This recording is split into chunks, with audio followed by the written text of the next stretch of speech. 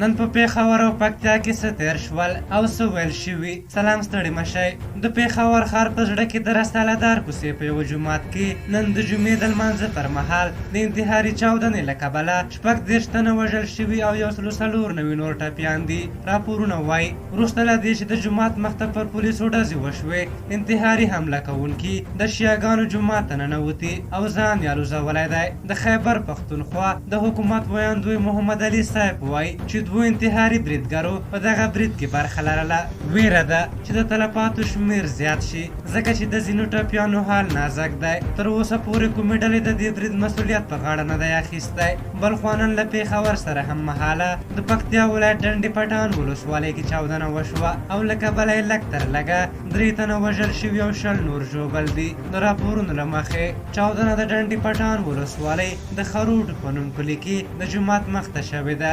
د معلوماتو له مخې چې چاودنه هغه مهال وشوه چې د خروټو په کلي کې خلک د جمعې له لمانځه وروسته له جومات څخه د راوتلو په حال کې وو. تر اوسه پورې کومې ډلې یا چا د دې برید مسؤلیت په غاړه نه دی اخیستی. په هر حال تاسو دغه بریدونو په اړه څه نظر لرئ؟ خپل نظرونه هم راته په کومنټ کې ولیکئ. تر بیا چې تاسو پر ته راځم، خپل یو بخښونکی خدای وسپارم. د الله په امان.